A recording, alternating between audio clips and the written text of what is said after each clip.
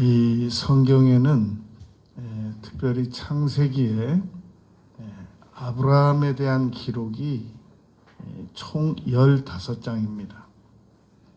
그리고 이삭에 대한 이 기록이 역시 15장이 기록이 되어 있습니다.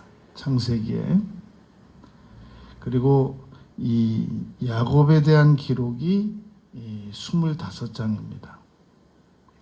그리고 요셉에 대한 기록이 14장이 기록이 되어 있습니다. 이 창세기 그 50장 분량에 이렇게 아브라함, 이삭, 야곱, 요셉에 대한 기록이 이러합니다. 그런데 다윗에 대한 성경의 기록은 최소한으로 줄이면 40장입니다. 좀 더 이 세분화를 시켜보면은 60장 분량입니다. 우리가 보통 창세기 그 강해를 1장부터 50장을 보통 1년에 못 끝냅니다. 1년이 52주인데 52주 동안 창세기를 우리가 공부를 하려면 너무 바쁘기 때문에 보통 창세기 한번 끝내려고 하면은 한 2년도 걸리고 3년도 걸리고 한 주일에 한 번씩 설명할 때 그러하단 말입니다.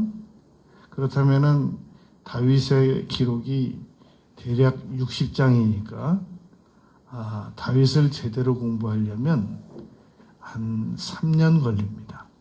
다윗의 일대기를 제대로 공부하려면 많이 줄인다 그러면 1년 걸립니다. 오늘 우리가 다윗의 일대기를 이 설교 시간에 다 다룰 겁니다. 그러니까 빠르게 쫓아오셔야 하고, 그리고 듣다가 이해가 안 되는 내용이 있으면 일단 들어두고 이해는 나중에 해야지, 저 얘기는 처음 듣는 얘기다, 너무 어렵다, 나중에 차분하게 다시 들어야 되겠다, 이것은 설교 듣는 태도로서는 아주 아쉬운 태도입니다. 왜냐하면 우리가 무슨 얘기든 다 처음 듣는 때가 있는 거거든요. 사람 날마다 만나는데도 요새 별일 없어 그래가지고 처음 얘기 듣지, 무슨 뭐 옛날에 들었던 얘기를 또 듣지 않거든요. 그래도 잘만 이해하고 잘만 관심 기울이더구만, 어떻게 성경 얘기는 그냥 처음 듣는 거면 그냥 바로 이해를 접고 다음에 이해해야 되겠다, 그렇게 여유 있는 생각을 하는 분들이 몇 분 계십니다.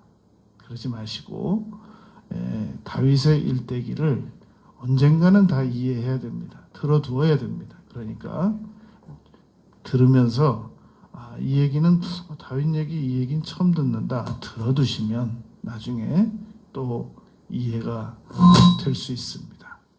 자, 그러면 다윗 이야기를 우리가 시작해 보겠습니다. 다윗, 그러면 여러분들은 다른 사람들에게 누가 저에게 다윗 얘기 좀 해주세요 그러면 여러분들은 무슨 얘기부터 시작하시겠습니까? 저도 지난 한 주간 동안 다윗 얘기를 무슨 얘기부터 시작해야 될까? 너무 많으니까. 그래서 자, 시작을 해보겠습니다.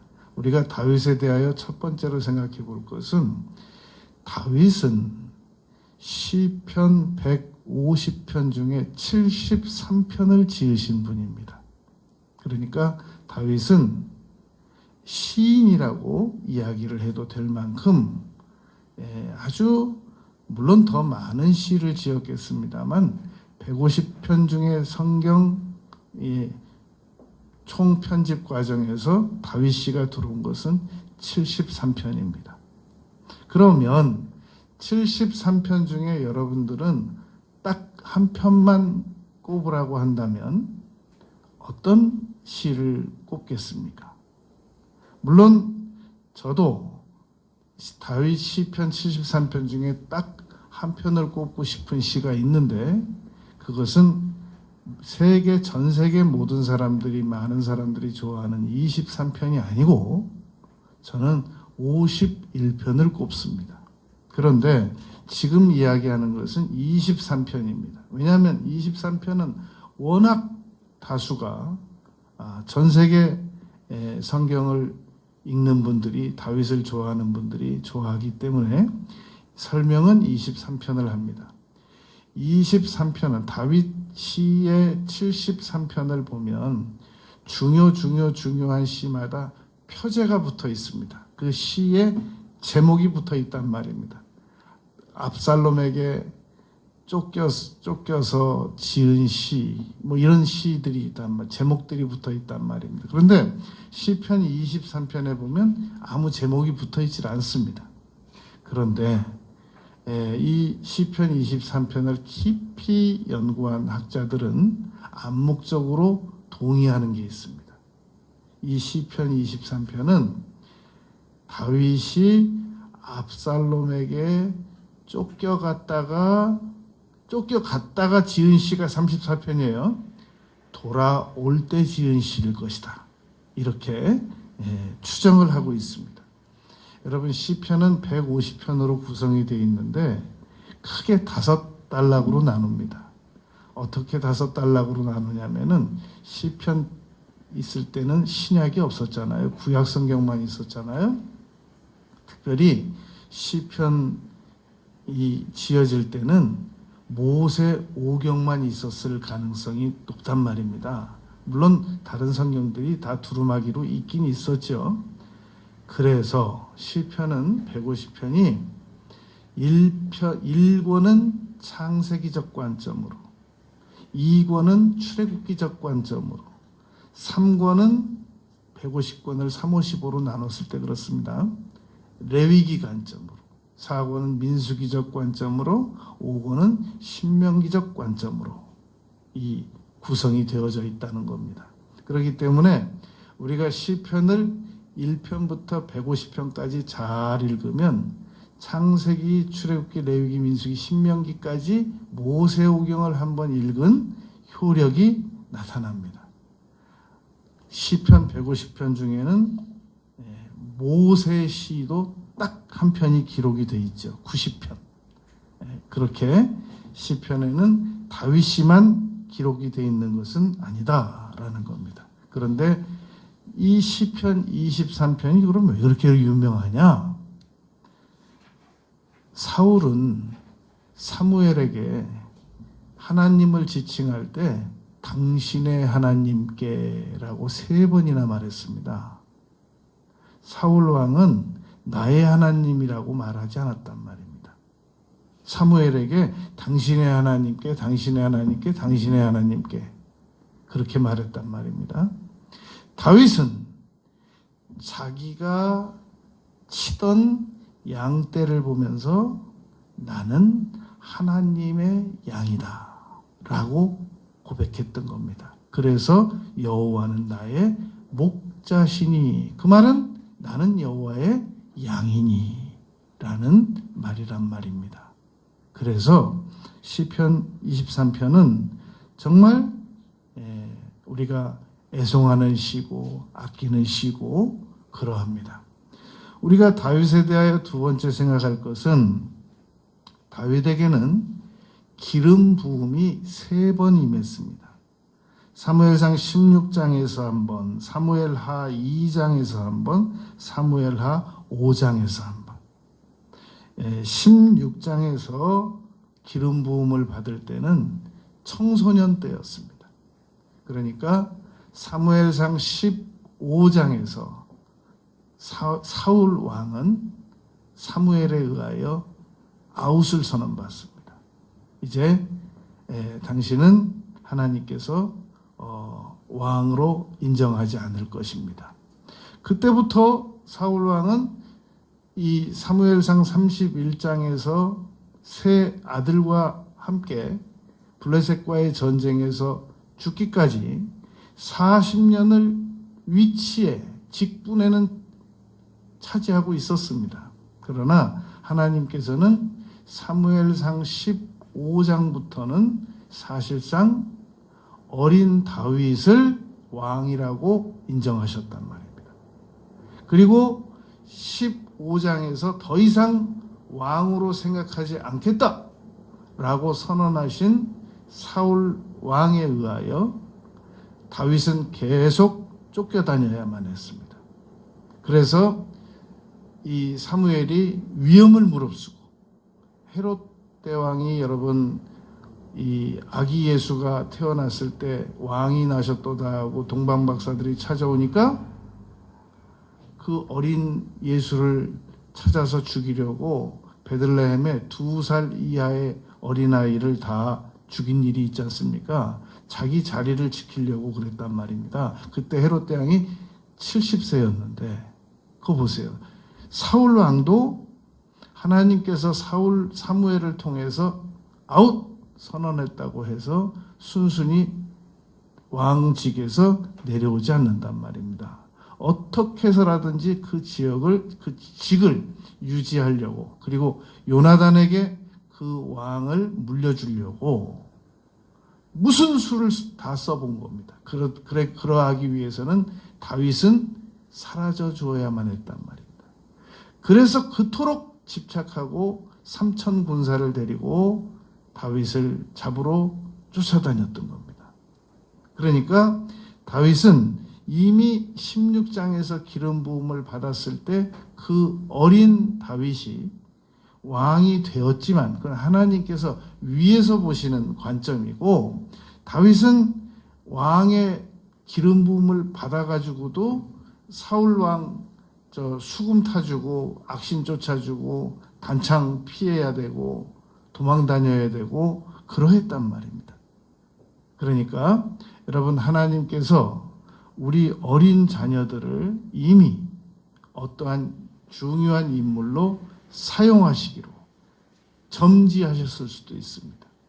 그렇기 때문에 우리 자녀들이 제가 저렇게 어린아이인데 무슨 대단한 일을 하겠어, 그러지 마시고, 다윗도 청소년 시절에 하나님께 왕으로 점지당하셨다고 하더라. 그러므로 예의 주시할 필요가 있습니다. 하나님께서 그러면 왜 기름 부음을 먼저 부어두시느냐? 나중에 왕관 씌울 때 정식으로 기름 부어주시면 되지라는 것도 생각해 볼 필요가 있습니다. 기름 부음을 미리 받아두면 신약적인 용어로 그것을 성령 충만이라고 합니다.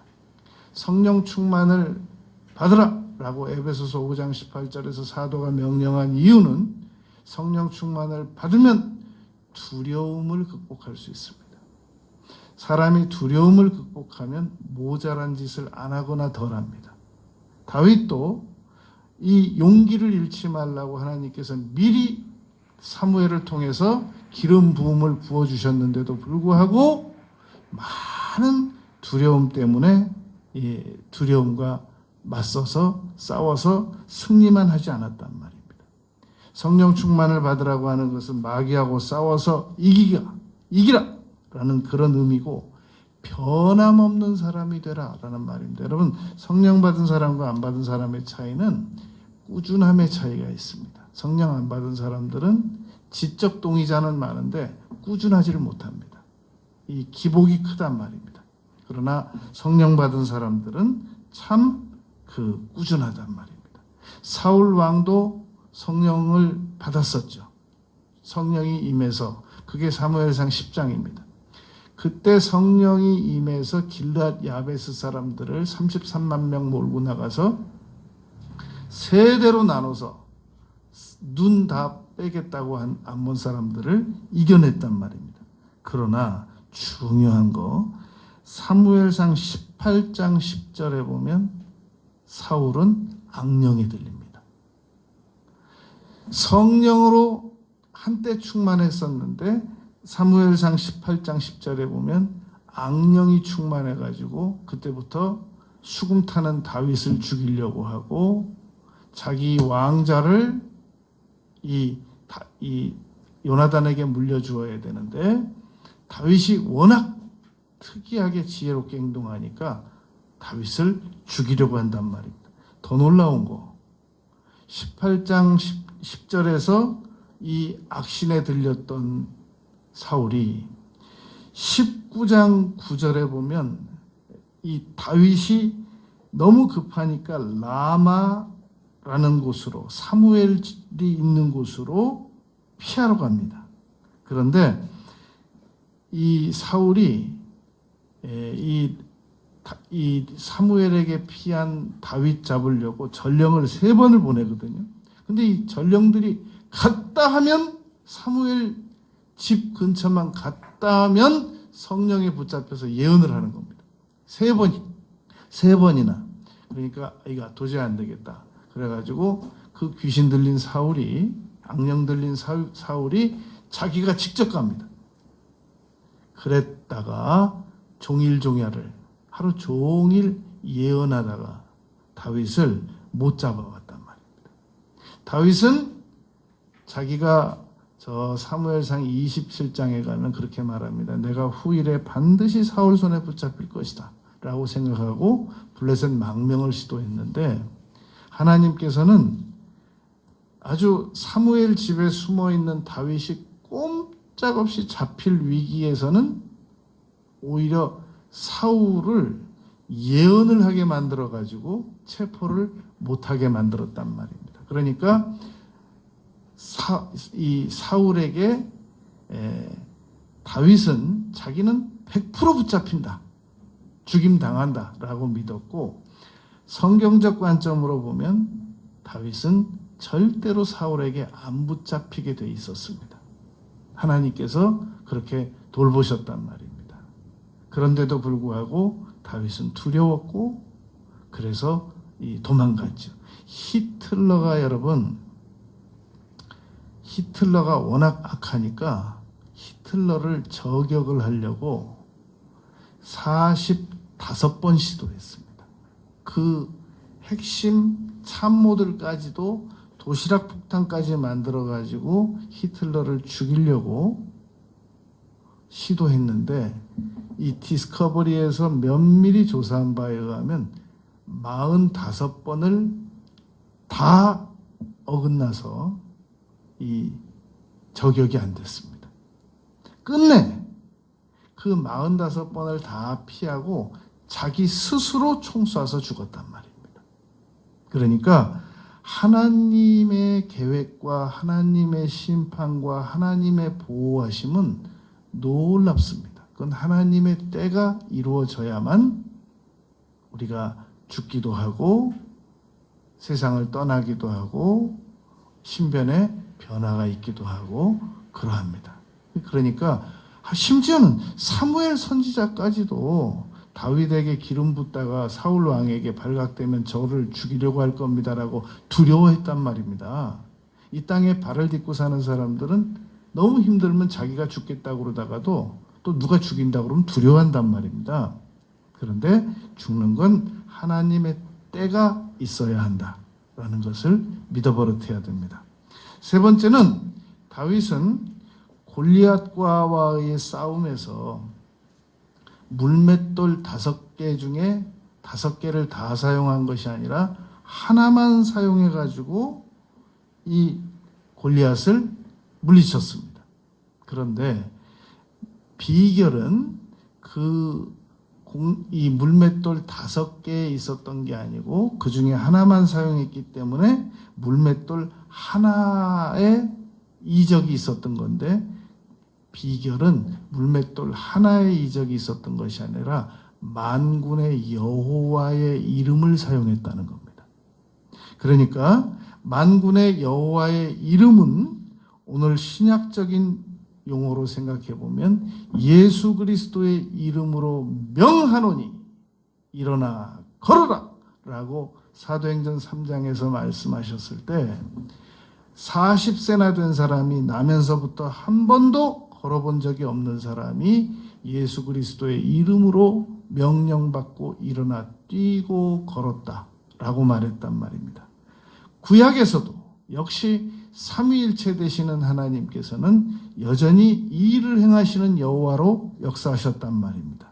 그러므로 다윗은 물론 다윗은 곰과 사자와 여러 짐승들을 양떼로부터 지키기 위해서 이 돌멩이를 수북히 쌓아놓고 멀리 있는 이 목표물을 맞추는 연습을 당시의 목동들은 늘 했었습니다. 그 목동들이 던지는 돌은 총알이 발사돼서 맞았을 때 충격만큼을 발휘할 수 있는 실력이 겸비되어 있었기 때문에 이 골리앗은 두개골이 깨져서 그 말단 비대증 환자, 시력이 왔다 갔다 하는 사람, 네가 막대기들을 가지고 나오느냐, 다윗 막대기는 하나였단 말입니다. 근데 네가 막대기들을 가지고 나오는구나, 그렇게 말하는 거 보니까 말단 비대증 환자의 시력 저하증으로 인하여 골리앗은 다윗을 잡지도 못하고 그렇게 죽었단 말입니다. 다윗은 계속해서 돌멩이 던지는, 물맷돌 던지는 훈련을 정밀하게 했기 때문에 골리앗의 이마를 맞출 수 있었던 거 맞습니다. 그러나 그 유명한 이 야구 선수들도 언제나 스트라이크 존에 다 공을 던질 수만 있는 건 아니란 말입니다. 그러했기 때문에 예수 그리스도의 이름으로, 만군의 여호와의 이름으로 이 돌을 던졌을 때 그 골리앗의 두개골이 깨졌단 말입니다. 시편 118편 10절, 11절, 12절, 13절 보면 내가 여호와의 이름으로 끊으리로다. 자기를 이 공격하는 사람들을 여호와의 이름으로 끊으리로다 라고 말했단 말입니다. 여러분, 우리가 살아가다가 언제든지 어떠한 위협을 당할 때는 예수 그리스도의 이름을 사용하시기 바랍니다. 선포하시기 바랍니다. 그러면 문제가 해결될 수 있습니다. 네 번째로 우리가 다윗에 대하여 기억할 것은, 다윗은 원수 갚는 문제를 직접 갚지 않고 이 하나님께 맡겨드렸습니다. 사무엘상 23장 17절에 보면 요나단이 이렇게 말합니다. 나는 네가 반드시 왕이 될 걸 알고 믿는다. 그리고 24장 20절에 보면, 사무엘상 한 장 건너가서 24장 20절에 보면 사울 왕이 그렇게 말합니다. 나는 네가 왕이 될 걸 믿고 안다. 내 후손들을 후히 대하도록 해라. 요나단도 마찬가지입니다. 내 자손들을 내게 부탁한다.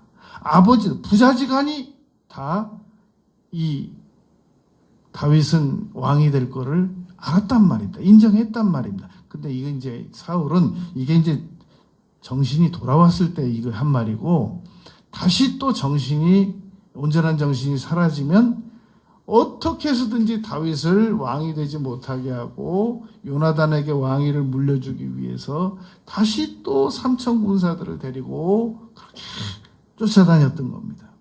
그때 하루는 엥게디 그 광야에서 그 여러 가지 동굴이 많았습니다. 엥게디 지역은 아둘람 굴과는 또 다릅니다. 아둘람 굴은 600명이 들어가서 있었던 곳이고, 엥게디라는 것은 흑염소 동굴이라는 뜻입니다. 그 엥게디 동굴에 숨어 있는데, 하루는 사울이 그때도 또 다윗 잡으러 왔다가 잠시 동굴에 들어와서 수면을 취하려고 들어왔단 말입니다. 그때 다윗이 사울 왕의 옷을 칼로 잘랐다고 그러지 않습니까? 그런데 그때 그 옷을 칼로 나중에 표적으로 쓰려고, 아버지여 보소서, 내가 아버지 얼마든지 죽일 수 있었습니다. 그런데 이 옷 벤 거 좀 보십시오. 안 죽였던 겁니다. 왜 저를 쫓아다니십니까? 이 벼룩 같은 저를. 그때 그 증거용으로 쓰려고 칼로 옷을 잘랐는데, 성경은 그렇게 기록하고 있단 말입니다. 다윗이 마음이 찔렸다. 옷 베면서도, 왕의 옷을 베면서도 다윗의 마음이 찔렸다, 아팠다 라고 기록하고 있단 말입니다. 그러니까 다윗은 철저하게 이 사울 왕을 죽일 수도 있었으나 그렇게 죽이지 않았단 말입니다. 두 번째 또 아비새와 함께 이 사울 왕이 잠자고 있는 곳을 들어갔을 때 아브넬이 군대 장관인데 사울의 군대 장관은 아브넬, 아비새가 이 스루야의 아들인데 요압의 동생인데 두 번 찌를 거 없습니다. 이건 하나님이 주신 기회입니다. 그러니까 다윗이 그렇게 말했단 말입니다. 여호와의 기름 부으심을 받은 자를 내 손으로 나는 해하지 않을 것이다. 그렇게 원수 갚는 문제를 하나님께 맡겼단 말입니다. 그러던 다윗이 저 사무엘상 25장으로 가면 사무엘상 25장 1절은 이렇게 시작됩니다. 그 유명한 사무엘이 돌아가십니다. 소천하십니다.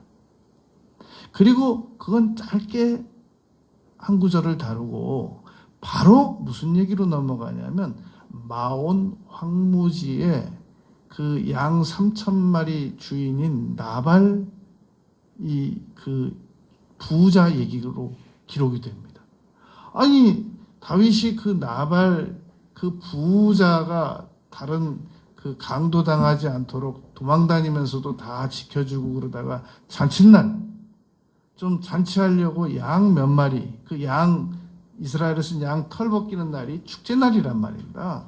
이웃 사람도 불러다가 먹이고 그런 날인데 그날 양 몇 마리 달라고 그랬더니 이 나발이 안 주는 거란 말입니다. 그러니까 그때는 안 참습니다. 원수를 직접 갚으려고 합니다. 칼 차라! 그래가지고 이제 다 자기 부하들을 데리고 나발을 응징하러 가는데 갑자기 그 부인 아비가일이 그 영어 성경에 에비게일로 되어 있는데 아비가일이 나온단 말입니다. 그래가지고 큰 일을 하실 분이 어떻게 이런 일에 저 나발을 직접 처벌하려고 그러십니까? 그러면서 가로막죠. 여호와께서 나의 어리석음을 너로 인하여 막았도다. 그때 한번 위기가 있었습니다만 다윗은 원수 갚는 문제는 하나님께 맡겨드려 버릇했단 말입니다. 다섯 번째, 다윗은 이 땅에서 요나단과 최고의 아름다운 우정을 나누었었습니다. 사무엘하 1장 26절에 보면 사무엘상 31장에서 이 사울과 세 아들이 죽었는데 그때 요나단도 죽었기 때문에 사무엘하 1장 26절에서 이렇게 말합니다. 내 형 요나단이여. 요나단이 다윗보다 나이가 좀 많았습니다. 내가 그대를 애통함은 그대는 내게 심히 아름다움이라. 그대가 나를 사랑함이 기하여 내가 여인의 사랑보다 내가 당신을 더 많이 사랑했습니다. 그렇게 다윗과 요나단은 정말 사랑하는 그런 관계였단 말입니다. 그래서 사무엘하 4장에 보면 요나단이 남기고 가서 그 도피하다가 무릎 다리 두 다리 불구된 무비보셋을 데려다가 겸상을 시켰죠. 왕의 상에 같이 앉혀서 밥을 먹고 그랬단 말입니다. 그러니까 그런 요나단이 하루는 이제 자꾸 사울이 다윗 단창으로 죽이려고 하니까 요나단에게 그렇게 말했지 않습니까? 왜 너희 아버지가 나를 죽이려고 그러냐? 요나단은 아니다. 그러니까 다윗은 기다. 그러면 시범적으로 이번에 월삭 때 월초에 식사하는 자리에 내가 안 나가보마. 아버지가 뭐라고 하나 들어봐라. 첫날 밥 먹는 자리에 안 나가니까 사울이 아무 말도 안 하다가 두 번째 날 또 다윗이 안 나오니까 어디 갔냐 묻는단 말입니다. 그러니까 요나단이 그랬죠. 아니 다윗이 무슨 잘못이 있다고 그럽니까? 그랬더니 요나단이 사울이 요나단한테까지 단창을 던지려고 하는 걸 보고 진짜 죽이려고 하는구나 라고 요나단도 인정한단 말입니다. 그 사이에 다윗은 바위 뒤에서 사흘 동안 숨어 있었단 말이죠. 그래서 활을 저 멀리 쏘면서 그 활통 가지고 따라오는 그 종에게 활이 저 멀리 있지 않느냐, 다윗하고 이미 사인이 그렇게 돼 있었단 말입니다. 가서 활을 잡아오너라, 가지고 오너라, 이 말로 이제 너는 떠나라, 그렇게 약속이 돼 있단 말입니다. 그래서 그때 요나단하고 다윗하고 만납니다. 다윗이 사울 있는 쪽으로 절 3번 하고, 그리고 입 맞추고 울면서 떠납니다. 그 후에 한 번 더 만나요. 죽기 전에 한 번 더 만나는데, 그러면 중요한 것은 왜 그렇게 다윗과 요나단은 친했으며, 요나단은 왜 자기 왕의 자리까지 내줘가면서까지 다윗을 그렇게 사랑했겠느냐는 겁니다. 몇 가지 이유가 있는데, 그것은 하나님께서 요나단의 마음의 문을 열어두셔서 그런 겁니다. 그게 의지로 되는 게 아니라, 16장, 사도행전 16장 14절, 루디아의 마음을 열어 다윗의 바울의 말을 청종케 하셨다, 그러지 않습니까? 왕의 마음이 여호와의 손에 있기 때문에 그러하단 말입니다.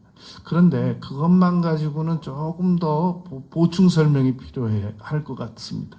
왜 그렇게 요나단은 다윗에게 그렇게 생명을 나눌 정도로, 보호할 정도로 그렇게 좋아했을까? 여러분, 요나단은 다윗 같은 사람을 만나본 적이 없어요. 왜냐하면 다윗은 하루에 7번씩 하나님을 찬양하는 사람이고, 정말 하나님을 경외하는 깨끗한 사람이에요. 만나본 적이 없어요. 그래도 뭐가 또 하나 더 있어야 될 것 같아요. 사무엘상 14장에 보면 요나단은 자기 종하고 올라가가지고 블레셋 사람하고 20대 2로 싸워가지고 이긴 사람이에요. 나중에 사무엘상 31장에서 사울과 요나단이 죽었을 때 다윗이 그렇게 찬사를 했단 말입니다. 오, 두 용사가 죽었도다. 아주 싸움이라고 그러면 요나단이 놀라운 능력을 가진 사람이란 말입니다. 문제는 그게 사무엘상 14장인데 사무엘상 17장에 가면 그 요나단이 골리앗 앞에서는 침묵했다는 겁니다. 요나단이 그렇게 싸움을 잘했어도, 사울이 그렇게 싸움을 잘했어도, 두 용사였어도 사무엘상 17장에서 골리앗 앞에서는 두려워서 침묵했단 말입니다. 그 두려워하는 골리앗을 다윗이 물맷돌 하나로 점령해내는 걸 보고 이건 거기서 항복을 안 할 수가 없었던 거란 말입니다. 요나단은 다윗을 거기서 전폭적으로 사랑하지 않을 수가 없었기 때문에, 내가 저 친구한테 우리 아버지가 나에게 왕 물려주려고 그러는데 내 왕의 자리 양보해야 되겠다, 그렇게 결심이 섰을 것이다. 우리가 성경에 없는 내용인데 그 정도의 추정은 해도 무리가 없다는 겁니다. 6번째, 다윗은 사울을 피해서 블레셋으로 2번, 모압으로 1번 일시적 망명을 갔었습니다. 그게 이제 사울 피해서 도망 다니다 보니까 사무엘상 21장에 가보면 이제 막 계속 쫓아다니니까 어쩔 수 없이 블레셋 왕 아기스에게 피신을 갔단 말입니다. 그런데 그쪽에 갔더니 그쪽 신하들이, 아니 이 친구가 누군데 이 친구의 망명을 받으십니까? 아니 우리 골리앗을 죽인 친구입니다. 그러면서 당장이라도 체포될 위기가 처하니까, 여러분, 다윗이 이 말을 그의 마음에 두고 가드왕 아기스를 심히 두려워하여 갑자기 미친 척을 하기 시작합니다. 그래가지고 대문짝에 그적거리며 침을 수염에 흘려가면서, 그러니까 아기스가, 아니 이 미치광이가 어디 없어서 나에게 이 미치광이를 데려다가 놓고 이런 광경을 보게 하느냐, 내어 쫓아라. 거기서 무사히 살아나왔단 말입니다. 그러나 이건 아무리 봐도 아기스가 다윗이 진짜 미쳤다고 본 게 아니라 다윗이 워낙 위급하니까 미친 척 하는 것을 그냥 미친 걸로 속아져 넘어갔다고 우리가 이해할 수 있습니다. 바로 여기서 21장에서 도망 나와가지고 아둘람 굴로, 그래서 피신을 갔단 말입니다. 그래서 거기 600명이 모여가지고 그 600명을 보호하려니까 어쩔 수 없이 일시적으로 모압으로 가서 모압 왕에게 잠깐 보호해달라고 했다가 거기서도 이제 더 이상 자꾸 수는 물어난 이 마음에 억울한 자, 고통당하는 자, 위험 느끼는 자, 아이도벨에게서 그 무사히 살아나왔던 그 제사장 한 명 등 해가지고 보호할 길이 없어지니까 어쩔 수 없이 27장, 사무엘상 27장에서 다시 블레셋으로 망명을 갔단 말입니다. 이것이 다윗이 하나님을 계속 꾸준히 믿지 못하던 결과였던 겁니다. 그러니까 다윗이 굴곡이 있는 겁니다. 우리는 지금 그걸 같이 살펴야 됩니다. 7번째로, 다윗은 잘 알려진 대로 큰 죄 3가지를 짓습니다. 충동적인 간음, 그리고 그 남편을 기획적인 살인. 우린 요 2가지만 다윗의 범죄로 알기 쉬우나 3번째 죄가 아내를 빼앗음까지 3가지의 죄를 지었단 말입니다.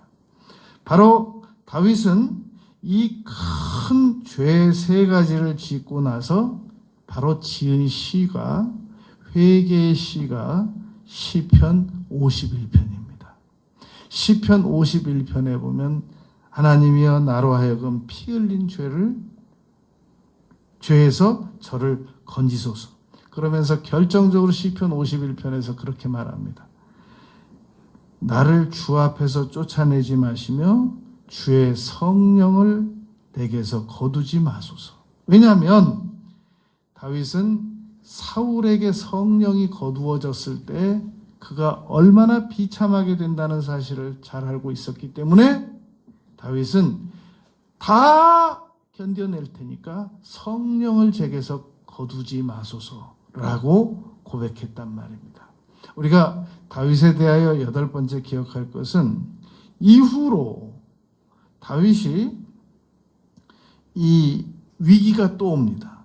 놉 땅으로 도망갑니다. 놉 땅으로 도망을 가서 아히멜렉이라는 그 제사장에게, 총 그때 제사장이 86명 있었거든요. 그 아히멜렉에게 거짓말을 합니다. 아히멜렉이 혼자 나타난 다윗을 보고 깜짝 놀란단 말입니다. 아니 어떻게 경호원도 없이 혼자서 여길 나타났느냐. 그랬더니 아히멜렉에게 지금 내가 왕에게 특별한 임무를 부여받아가지고 이렇게 급히 오게 됐다. 떡 좀 달라. 먹을 것 좀 달라. 그래가지고 제사장들만 먹는 떡을 공급받고, 그리고 혹시 여기 무기가 될 만한 거 있냐라고 묻습니다. 그랬더니 아니 네가 옛날에 골리앗에게 빼앗은 그 칼 지금 있다. 그거보다 더 좋은 거 없다. 달라고 그래가지고 다음 장소로 도망간단 말입니다. 그런데 그 내용을 에돔 사람 도액이라는 사람이, 사울의 신하 도액이라는 사람이 낱낱이 보고합니다. 사울이 아히멜렉을 불러가지고 왜 다윗에게 그런 예우를 했느냐라고 물었을 때 아히멜렉이 아니 다윗처럼 충성스러운 부하가 어디 있다고, 다윗처럼 충성스러운 사위가 어디 있다고 왜 다윗을 그렇게 죽이려고 합니까? 그 말이 안 그래도 불타오르는 그 분노에 기름 부은 격이 돼가지고 85명의 제사장들과 그 처자들을 이 신하들에게 죽이라고 하니까 제사장 죽이기를 즐겨하지 않으니까 그 목격자 에돔 사람 도액에게 명령하니까 그 도액이 제사장 85명을 죽입니다. 그리고 그 처자를 죽입니다. 여러분 우리가 여기서 기억해야 될 게 있습니다. 우리는 하나님 앞에 많은 잘못을 저지르면서 살아왔습니다. 그래도 우리 때문에 85명의 제사장과 그 85명의 제사장들의 처자들까지 죽임당한 일은 없습니다. 우리는. 그런데 다윗은 그가 했던 거짓말 때문에 이 아히멜렉과 그를 비롯한 제사장 85명과 그 처자들이 다윗 왕의 거짓말 한마디 때문에 다 죽임을 당하게 됐단 말입니다. 중요한 거, 그래도 하나님께서 다윗을 버리지 않으셨다는 겁니다. 하나님께서 다윗이 나중에 왕이 돼가지고 헤브론에서 7년 반, 예루살렘에서 33년 40년간 왕직에 있을 때 왕이 돼가지고 내가 여호와를 위하여 성전을 건축하고 싶습니다 라고 말할 때, 너는 피를 많이 흘려서 너는 성전 건축하는 일에는 적합하지 않아. 그 일은 너의 아들에게 넘겨라 라고 말하면서 했던 말입니다. 내가 너를 버리지 않을 것이다. 여러분, 거짓말해가지고 이 아히멜렉에게 사실은 내가 사울이 나를 죽이려고 해서 내가 도망다니고 있습니다 라고 한마디만 해줬어도 아히멜렉이 사울 왕에게 불려갔을 때 왜 다윗을 죽이려고 합니까? 이렇게 말 안 한단 말입니다. 신경 거슬리게 말 안 한단 말입니다. 그런데 다윗이 내가 지금 왕의 특별한 임무를 수행 중이라고 하는 말 때문에 아히멜렉이 그 말을 그대로 믿어가지고 사울이 아히멜렉을 불렀을 때 왜 그와 같이 충성스러운 이 아들을 죽이려고 하느냐라고 얘기하는 바람에 85명의 제사장과 그 처자가 다 죽었단 말입니다. 여러분, 다윗의 거짓말은 이걸로 끝나지 않습니다. 다윗의 거짓말 2탄 3탄이 더 있는데요. 여러분, 김수환 추기경께서 생전에 인터뷰할 때 했던 내용입니다. 추기경님께서는 외국어를 몇 개 국어하십니까? 그랬더니 거짓말까지 9개 국어합니다. 그렇게 말했단 말입니다. 여러분, 우리 예수님 믿는 사람들이 거짓말하면 안 되죠. 그러나 다윗도 우리보다 더 정직하면 정직했지 안 정직한 분은 아니거든요. 그런데 다윗도 위기가 닥쳐지니까 거짓말했더란 말입니다. 거짓말을 하는 걸로 끝난 게 아니라 85명의 제사장의 처자와 함께 다 죽게 만드는 엄청난 거짓말을 했단 말입니다. 중요한 거, 하나님께서 그래도 안 버렸단 말입니다. 그러나 사울은 버리셨단 말입니다.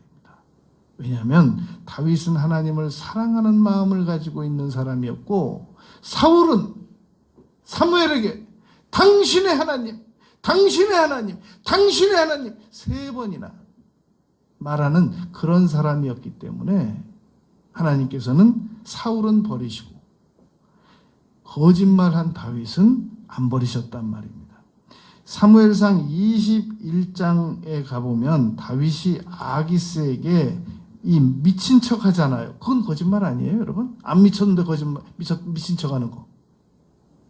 세 번째 거짓말은 사무엘상 29장 8절에 가면 그때 다시 두 번째 망명했을 때 이 블레셋 왕 아기스에게 아니 나는 우리 민족과 싸우고 싶은데 왜 나보고 돌아가라고 그럽니까? 그건 거짓말 아닙니까? 그건 연기입니까 그냥?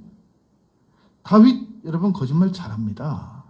그러나 하나님께서 버리지 않으셨다는 겁니다.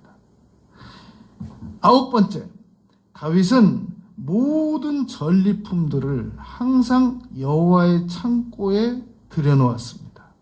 항상 다윗이 신복들에게 가서 이 요압 장군이 나가서 전쟁해가지고 전리품들을 가져오면 다 금방패 여호와의 곳간에 갖다 두거라. 또 이 하닷 에셀에게 금방패 가져오니까 여호와의 곳간에 가져다 두거라. 그리고 놋을 뺏어오면 다 이거 여호와의 곳간에 가져다 두거라. 그랬단 말입니다. 그런데 역대상 11장에 보면 여러분 다윗이 하루는 그렇게 말합니다. 내가 목마르다. 그랬더니 이 세 용사가 블레셋 진영을 뚫고 가서 베들레헴에서 물을 가져다가 다윗에게 줍니다. 그랬더니 다윗이 그 물을 벌컥 마시는 게 아니라 이것은 이 사람들의 피입니다. 목숨 걸고 가지고 온 피입니다. 그것을 여호와께 부어드렸다라고 역대상 11장 18장은 기록하고 있단 말입니다. 물을, 여러분, 하나님이 물을 드세요?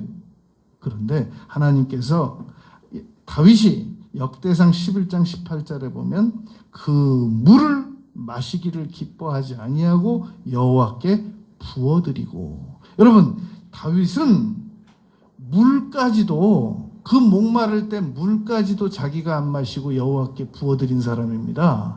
그런데 놀라운 사실입니다. 사무엘하 12장에 보면은 요압 장군이 암몬 자손의 라빠를 쳐가지고 보석 박힌 왕관을 뺏어옵니다. 이게 이 보석 박힌 왕관이 금 한 달란트거든요. 금 한 달란트는 이 지금으로 말하면 100억입니다.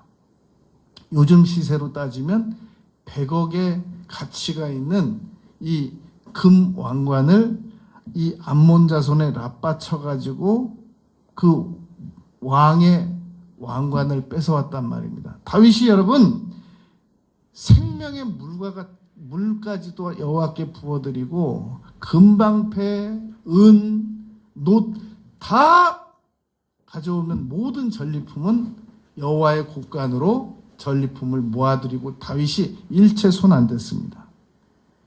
이 금관만 자기 머리에 써봅니다. 그리고 돌려보냈다는 기록이 없습니다. 여러분, 혹시 여러분들 금 가지고 있지 않으세요? 금반지, 금목걸이, 금열쇠.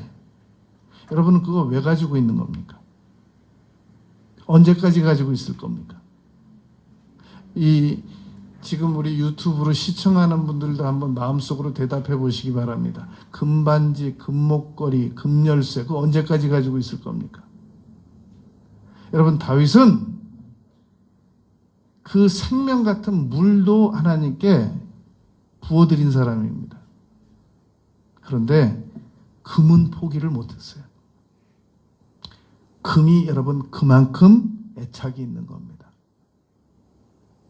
우리가 잘 생각해 봐야 됩니다.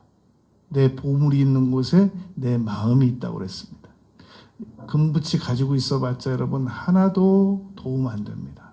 하나님께 30배, 60배, 100배 이유를 보장하시는 하나님께 깨끗이 포기하는 게 좋습니다. 저는 전도사 때 제 딸 100일 그거 돌 때 받은 거 전부 교회에다 갖다 드렸어요. 건축원금으로. 전 자신 있게 말할 수 있어요. 여러분, 다윗이 다음으로 기억할 것은 시므이라는 사람에게 놀라운 수치스러운 일을 당합니다. 이때는 압살롬 아들에게 쫓겨서 맨발로 머리를 가리우고 울면서 피신을 갈 때였습니다. 갑자기 어디서 이상한 사람 하나가 나타나더니 막 돌멩이를 던지면서 가거라, 이 피를 많이 흘린 인간아, 내가 너 그럴 줄 알았다. 이 군대장관, 임시 군대장관 그 급인 그 요압의 동생 아비새가 그렇게 말합니다. 제가 당장 가서 저 목을 정리해 오겠습니다. 그랬더니 다윗이 그렇게 말합니다. 혹시 여호와께서 나의 원통함을 감찰하시리니 오늘 저 저주를 언젠가 나에게 갚아주실 거다. 그냥 두어라. 내가 낳은 내 자식도 나를 반역하는데 저 시므이가 말하는 것을 그냥 두거라.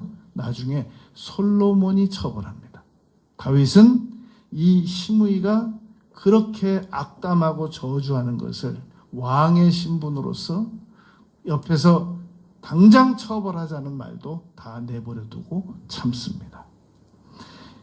다음으로 다윗에 대하여 기록할 것은 당시에 여부수 족속이라고 있었습니다. 지금 여러분 이제 우리가 예루살렘에 그 성지 순례를 가보면 그 다윗성이 이렇게 지대가 높은 곳에 있더란 말입니다. 거기 성문만 닫으면 아무도 점령 못합니다. 이 여부수 족속들이 뭐라고 말했냐면은 다윗 아니라 그 누가 와도 우리 성은 점령하지 못한다. 그렇게 말했습니다. 그때 다윗이 그렇게 말했습니다. 물은 먹고 살아야 될 거 아니냐. 그 성 안에 평생 마실 물이 있는 거 아니지 않느냐. 그렇다면 물 기루로 나오는 곳을 찾아라. 그래서 그리로 올라가서 점령해라. 그래서 다윗은 여부수 족속이 차지하고 있던 그 예루살렘 성을 차지해서 이스라엘의 수도로 삼습니다. 다음으로 이 다윗에 대하여 기억할 것은 다윗은 하나님께 성전 건축을 해서 봉헌을 드리고 싶어 했습니다. 그러나 하나님께서 거절하셨습니다. 그러면서도 내가 너의 명예를 높이리라 라고 말씀하셨습니다.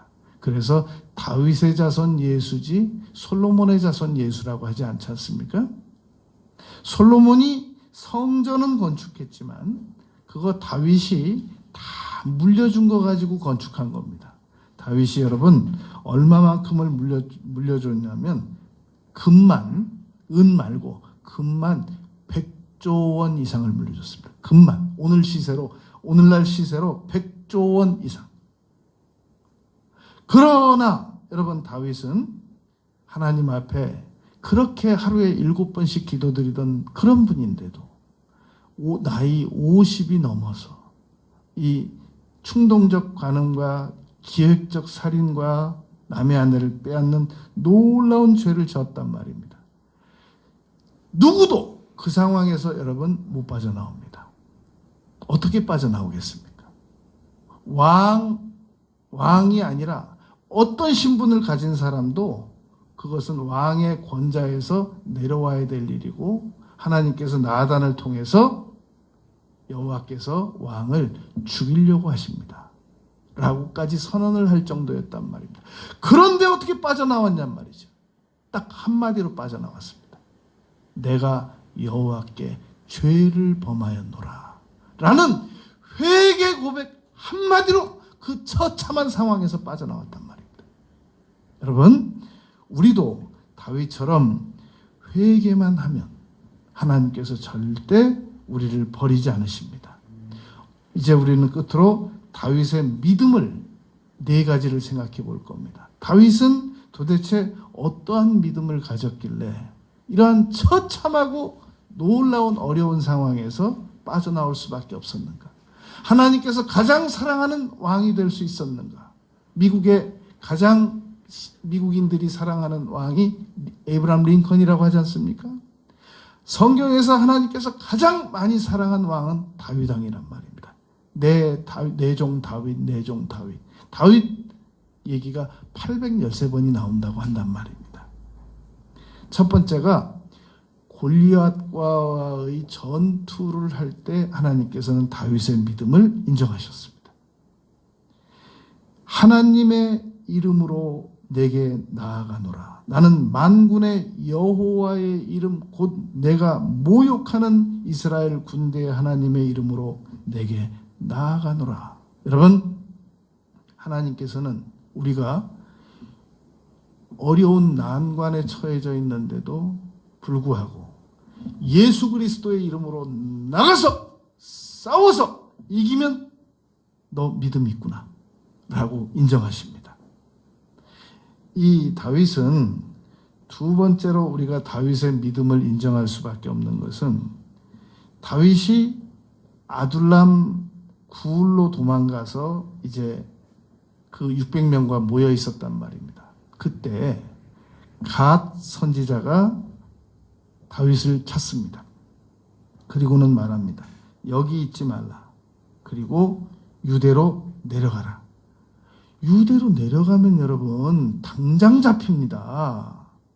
지금 아둘람 굴에 숨어 있어도 언제 잡힐지 모르는데 자신을 노출시키고 60명도 아니고 600명을 데리고 갓 선지자 말대로 하면 3천 군사에게 바로 붙잡힙니다. 그런데 다윗이 그 갓 선지자의 명령을 따릅니다. 하나님께서 다윗 보호하셨습니다. 이러한 다윗의 그 믿음은 그 어떤 자기 생각으로 도저히 이치에 맞지 않아도 하나님께서 선지자를 통해서 명하시는 명령에 절대 순종해 드렸다는 겁니다. 그것이 다윗의 믿음입니다. 자기 상식과는 안 맞아요. 그런데 선지자의 명령에 하나님의 명령으로 믿고 따랐다는 거. 그것이 믿음인 겁니다. 너무나도 많은 우리 그리스도인들은 내 상식에 조금만 안 맞으면 안 따르잖아요. 다윗은 그러하지 않았다는 겁니다. 세 번째 다윗의 믿음은 매사를 하나님께 여쭙고 일을 처리합니다. 물론 다윗이 하나님께 여쭙지 않고 처리한 거 제가 불러드릴게요. 다윗이 밧세바와 간음할 때 하나님께 여쭙겠습니까? 밧세바 남편 죽일 때 하나님께 여쭙겠습니까? 밧세바 데려다가 아내 삼을 때 하나님께 여쭙겠습니까? 블레셋 망명 2번 갈 때 안 여쭈었죠. 인구조사한 거 안 여쭈었죠. 그래서 전염병으로 7만 명 하루에 죽었지 않습니까? 그러니까 다윗이 하나님께 여쭙지 않고 처리한 거 너무 많습니다. 그리고 하나님의 궤를 옮길 때도 하나님의 방법대로 여쭙지 않고 처리하다가 우사 죽었잖아요. 우사와 아요는 둘이 형제인데, 아비나답의 아들, 두 아들이, 우사와 아요가 두 아들인데 그거 블레셋 방식으로 옮기다가 죽었단 말입니다. 그래가지고 그때 3만 명이나 모여 있었는데, 그래서 다시 성경을 잘 봤더니 민수기에서 법궤는 고앗 자손이 매야 되는 건데 이걸 저 달구지에다가 무리하게 하나님의 법궤 옮기다가 죽었단 말입니다. 그러나 다윗은 하나님께 여쭙지 않고 일을 처리하다가 잘못된 것보다 위기 순간마다 하나님께 여쭙고 일 처리하고 회개한 것이 훨씬 더 많았단 말입니다. 그래서 하나님께서 다윗을 포기 안 하실 수밖에 없었고 못 하실 수밖에 없었단 말입니다. 여러분, 사무엘하 5장 4절 5절에 보면 다윗이 나이 30세 왕위에 올라 40년 동안을 다스렸다라고 기록합니다. 그런데 나이 30세 왕위에 올라서 40년 동안을 다스렸는데 다윗은 수많은 시간들을 사울에게 쫓겨다니는 시간들이 있었단 말입니다. 열왕기상 2장 10절 11절에 보면 다윗이 그의 조상들과 함께 누워 다윗성에 장사되니, 그리고 오늘 본문입니다. 역대상 29장 26절부터 30절까지 보면 이세 아들이 다윗이 온 이스라엘의 왕이 됐다. 여러분, 이세 아들이, 여기 이세 아들은 다윗에게 모압의 피가 섞여 있다 그 말인 겁니다. 왜냐하면 조모가 룻이잖아요. 룻은 이 나오미가 모압 땅에 가가지고 데려온 며느리잖아요. 모압 땅에서 데려온 그 룻 이방 여인 며느리와 보아스가 결혼해가지고 지금 그 자손이 이세잖아요. 원주민이 아니란 말이에요. 그런데도 불구하고 다윗은 온 이스라엘의 왕이 됐다라는 말입니다. 이스라엘을 다스린 기간은 40년입니다. 40년 동안 사울도 40년간 집권했고 다윗도 40년간 집권했습니다. 그런데 다윗은 40년간 회개했고 사울은 40년간 단 한 번도 회개를 안 했단 말입니다. 위기가 있을 때는 점쟁이 찾아갔단 말입니다. 그가 28절입니다. 그가 나이 많아 늙도록 부하고 존귀를 누리다가 죽음에 목동 출신이었습니다. 여러분 베드로는 어부 출신입니다. 로마에 갈 기회가 있으면 베드로 성당을 한번 보세요. 배 포기하고 뭘 얻었나? 다윗은 목동 출신인데 하나님께 내가 너를 목자에서 불러서 너를 왕으로 삼았다. 네가 이것저것 부족했으면 내가 더 주었을 거다. 라고 꾸짖을 때가 있으셨단 말입니다. 다윗 왕의 행적은 29절에 보면 다윗 왕의 행적은 처음부터 끝까지 사무엘 선지자의 글과 나단 선지자의 글과 갓 선지자의 글에 기록이 되었다. 그러니까 다윗 얘기는 사무엘상 15장에서 사울이 아웃되고 16장부터 시작된단 말입니다. 그리고 역대기까지 계속된단 말입니다. 그것이 세 선지자들이 한 말을 모아놓은 것을 사무엘 하, 상하, 열왕기 상하, 역대 상하의 다윗 내용이 거의 60장이 기록이 되어 있습니다. 30절에 보면 또 그의 왕된 일과 그의 권세와 그와 이스라엘과 온 세상 모든 나라의 지난날의 역사가 다 기록되어 있다. 여러분, 오늘 우리는 이 짧은 시간에 다윗의 일대기를 다루었습니다. 중요한 내용은 빠짐없이 다뤘기 때문에 60장을 여러분들이 이 얘기를 잘 들어서 언젠가 다 이해만 될 수 있다면 오늘 성경 60장을 읽은 효력이 나타나는 겁니다. 중요한 것은 다윗의 믿음입니다. 다윗의 믿음을 본받아서 남은 생애를 살아가는 우리 모두가 되시길 바라겠습니다.